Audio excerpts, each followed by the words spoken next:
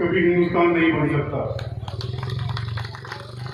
आज की सवाल की अध्यक्षता कर रहे माननीय भगत सिंह मास्टर साहब, मंच पर आसीन मेरे सभी बड़े भाई, राष्ट्रीय कार्यकारिणी के सदस्य, प्रदेश कार्यकारिणी के सदस्य, तो सामने बैठे हुए समस्त किसान भाई बहन, भारतीय किसान यूनियन भागों की तरफ से, उसके परिवार की तरफ से मैं यहाँ आए सभी लोगों का हार्दिक अभिनंदन करता हूँ, स्वागत करता हूँ।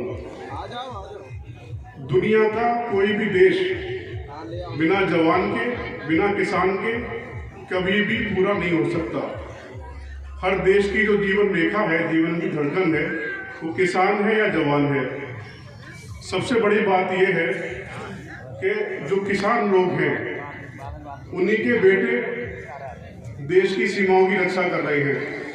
वहाँ भी वो गोली खा रहे हैं, सीने में सबसे आगे खड़े हैं, वो रक्षा कर रहे हैं। इसीलिए हम लोग चैन से रात को सो रहे हैं।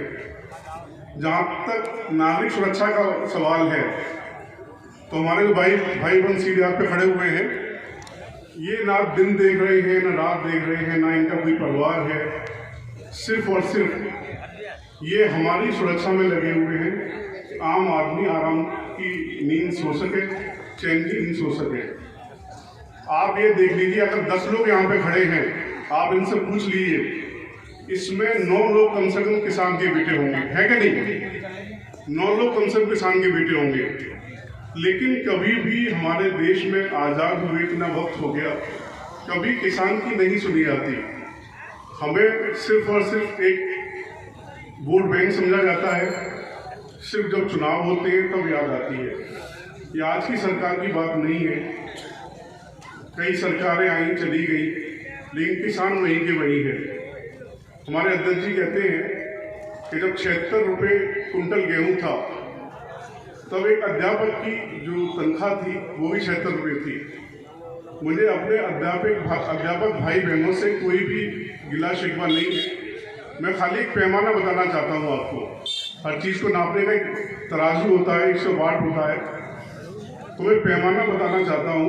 वो 76 रुपये की तनख्वाह, सैलरी, उनका वेतन आज 1 लाख से ऊपर है। और गेहूं की कीमत क्या है भाई?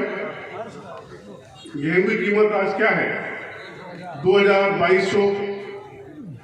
उनकी सैलरी से तुलना इसलिए करी जा रही है कि इस महंगाई के दौर में आपके पड़ोस में अध्यापक लोग होंगे, उनसे आप ये पूछिएगा कि 1 लाख रुपए में भी अपना परिवार को कैसे पाल पोस रहे हैं। तो हम 76 रुपये जो हमारा गेहूं का मूल्य चल रहा था, वो 2200 रुपये हो गया है या 2000 रुपये हो गया है। तो किसानों का क्या परवाह नहीं है? इसकी कौन सुनेगा? क्या किसानों के बच्चे पढ़ेंगे नहीं? क्या किसानों के बच्चों का इलाज नहीं होगा? क्या उनको सपने देखने का अधिकार नहीं है? क्या बलिदान सिर्फ और सिर्फ किसान की किस्मत में आया है? उनके बेटे गोलियां खाए वहाँ पे, उनके दूसरे बेटे रात भर आपकी सुरक्षा में सड़क पर लगे रहे। लेकिन जब भी उसको कुछ देने का मौका आता है, तो किसी भी सरकार, कोई भी अभी तक की सरकार है, उन पे पता नहीं कौन सा प्रेशर रहता है कि किसान की बात नहीं कर पाते। इसकी बात कौन करेगा?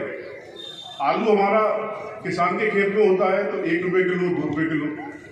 तो कभी आप बाजार से चिप्स लेने जाइएगा तो 100 ग्राम मुश्किल से होता होगा उसमें, अंकल चिप्स कौन से हैं, तो 20 रुपये का पैकेट मिल रहा है। सेवइयाँ हमारी बनती है, उसकी कीमत देखिए आप, जब अपने किसान खाता है। अब बाजार से लेने जाइए आप, उसकी कीमत देखिए। हर चीज़ की पानी जो जीवन रेखा है आपकी, आप बाजार से पानी खरीद के देखिएगा, 10 रुपये की बोतल, 20 रुपये की बोतल। सिर्फ और सिर्फ किसान का शोषण होगा। इसलिए हम लोग ये चाहते हैं कि हमें अपनी बात कहने के लिए एक मुनासिब प्लेटफॉर्म की ज़रूरत है। क्योंकि जो लोग हमारे द्वारा चुने जाते हैं, उनके ऊपर अपनी पार्टी का प्रेशर होता है, उनके ऊपर कोई ना कोई प्रेशर रहता है। तो किसान आयोग एक ऐसा प्लेटफॉर्म है जो सिर्फ ये तय करेगा कितना इसका न्यूनतम समर्थन मूल्य होना चाहिए, किसान के क्या कर्जे माफ़ होने चाहिए, किसान की सिंचाई क्या माफ़ होनी चाहिए, नहीं होनी चाहिए। सरकार आती है, कहती है कि भाई हमारी सरकार बनी तो आपके ट्यूबवेल का बिल माफ कर देंगे या ट्यूबवेल बिजली फ्री देंगे। क्या ट्यूबवेल पे बिजली फ्री मिल रही है भाई?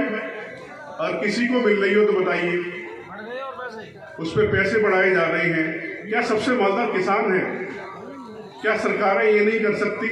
डीजल का जो वास्तविक मूल्य चल रहा है 30 रुपये 35 रुपये, तमाम टैक्सेस इसके ऊपर है। क्या किसान को डीजल टैक्सेस माफ नहीं होना चाहिए? भैया अपनी लागत मूल्य ले लो आप, लेकिन वो भी नहीं होता है। किसान कितना मालदार लोग समझ रहे हैं, हर टैक्स किसान के ऊपर है, हर टैक्स किसान के ऊपर है, चाहे वो अपने बिजली के रूप में हो। किसान के बच्चे पढ़ने जा रहे हैं तो सिर्फ और सिर्फ सरकारी स्कूलों में पढ़ पा रहे हैं, वो भी सरकारी स्कूलों में क्या हाल है। मेरा मानना ये है किसान आयोग का गठन हो और एक हर किसान के लिए एक किसान कार्ड बनना चाहिए। हमें किसी आयुष्मान कार्ड की ज़रूरत नहीं है, हमें किसी भी दूसरे मुख्तलिफ कार्ड की ज़रूरत नहीं है।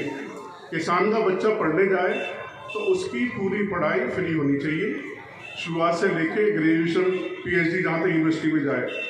किसान का बच्चा, किसान की फैमिली अगर इलाज कराने जा रहा है तो वो सिर्फ एक कार्ड दिखाए, उस कार्ड से ही उसके सारे इलाज फ्री होना चाहिए।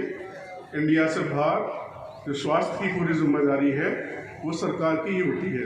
और सरकार क्या होती है? हम लोग चुनते हैं सरकार को। हम लोग ऐसी सरकार चुनते हैं जो हमारे लिए अच्छा शासन दे। लेकिन होता क्या है, हम लोग सिर्फ और सिर्फ वोट बैंक बन के रह गए हैं। ऐसा नहीं है। तमाम किसान के संगठन आए, वो लोग शून्य से शिखर का सफर हमने तय करते हुए देखा। और हमारे जो किसान यूनियन के राष्ट्रीय अध्यक्ष भानु जी आपके पास के गांव के हैं, इनको जमींदारी से हमने बिल्कुल ये देखा कि आप लोगों के जिले में जाते हैं तो उनका डीजल भी मांग के पड़ता है, पड़ता नहीं पड़ता? कोई उनको खाना खिला रहा है, कोई डीजल पर पड़वा रहा है। उनकी गाड़ी हर हफ्ते खराब होती है, हर हफ्ते गाड़ी खराब हो रही है, कोई खींच के ला रहा है। तो हम चाहते हैं किसान आयोग का गठन हो, ऐसे ईमानदार नेता उसमें बने। कोई भी ऐसा नेता या कोई भी ऐसा आदमी ना बने जिसने कभी कोई भी प्रधानी से लेके MP तक का इलेक्शन लड़ा हो। तो कोई भी राजनीतिक आदमी उसमें बनेगा, सदस्य बनेगा, तो कभी भी आपका भला नहीं कर पाएगा। इसके लिए बहुत ज़रूरी है आप लोग शांतिपूर्वक इनका साथ दें, अपने किसान भाइयों का। हमारे छोटे भाई योगेश प्रताप सिंह की हाथ मजबूत करें। और ये देख लें, अगर आप अभी साथ नहीं दे पाए तो आपकी आने वाली पीढ़ियां ऐसी ही रहेंगी जैसे अभी आज़ादी के वक्त तक हम लोग रह रहे हैं। ये पीढ़ियां कभी आपको क्षमा नहीं करेंगी। और शांति के साथ जब तक धरना प्रदर्शन चल रहा है, जब तक सरकार आके बात नहीं करती है, आप लोगों को ही जमे रहना है, तन मन धन से सभी लोगों की आपको साथ देना है। और यहाँ से जो मेहमान आए हैं उनका मैं दोबारा शुक्रिया अदा करता हूँ, अपना घर छोड़ के आए हैं। उन्हें किसी तरह की तकलीफ हो तो हमारी पूरी टीम है। बहुत बहुत शुक्रिया। जय हिंद, जय भारत, जय जवान, जय किसान।